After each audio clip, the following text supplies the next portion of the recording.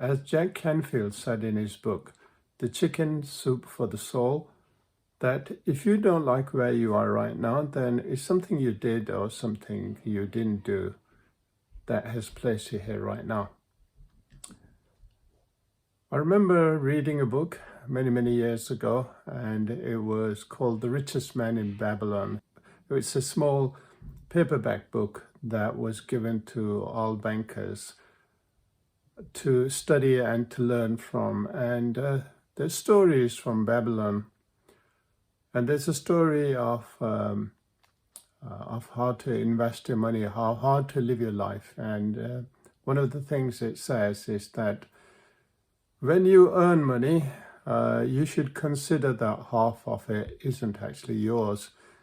And you should put that away, save it. Long-term savings such as commodities like gold or the Channel Tunnel, long-term projects. Or you could even invest in Fortune 500 companies that will hold your value.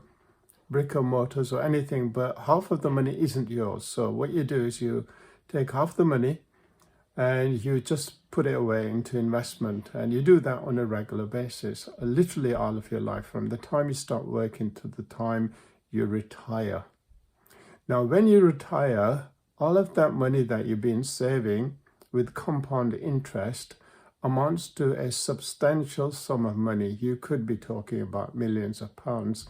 That will give you an income of several £1,000s per week that you can live on comfortably, rather than end up on state pension and say to yourself, well, how the hell did I get here?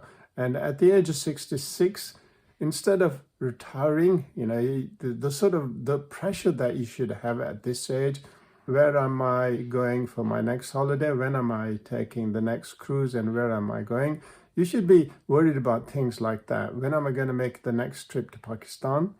Rather than rebuilding your life. So having to build your life at the age of 66 really sucks.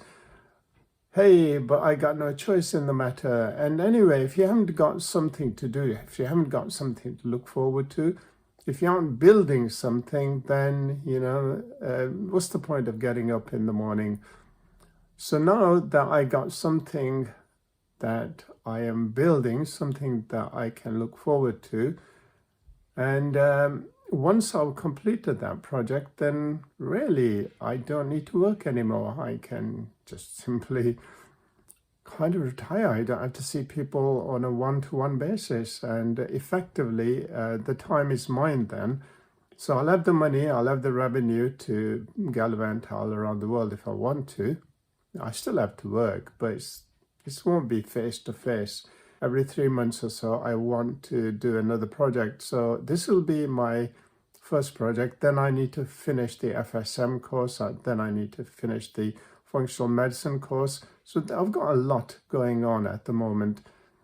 But the thing that I've realized, and I don't know why it didn't kind of dawn on me earlier, is that the root of all our problems for humanity, every one of us, is our bad habits.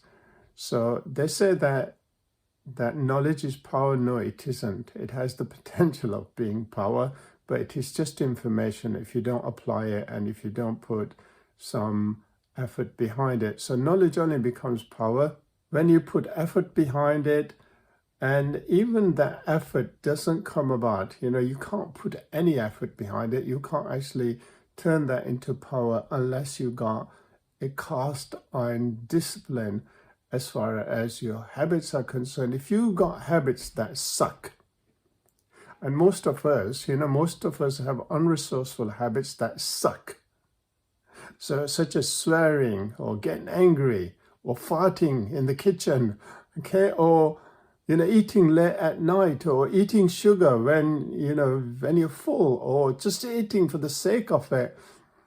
Oh God, because I deal with those kind of people all the time, I can just go on and on and on. And a lot of those people actually have really bad habits that need to be addressed. So when you actually end up snorting cocaine, that's a bad habit, When you start drinking alcohol and then you don't have an off switch, that's a bad habit. Now, if you're going to cultivate and reinforce those bad habits, then you can forget about being happy. You can forget about, finding some happiness in life or being self-actualizing. You'll just simply be turning your wheels. Then you get all like me and you'll end up on state pension and you will hate it. Okay, so the thing to do is to actively, consciously, deliberately, with purpose, move away from your bad habits and cultivate new habits. That's the only way to live your life. That's the only way to move forward. I kind of learned that the hard way. I hope you can learn it the easy way. As one of the adverts from Virgin says, either you can do something about your life when you're young and stupid, or you can do something about your life when you're old and wise. Then what's the point of it? Why don't you actually do something about your life while you're still young and stupid, while you still have a chance? Because when you're old and wise and close to death, then it's a little bit too late, don't you think? That's all for today. Bye.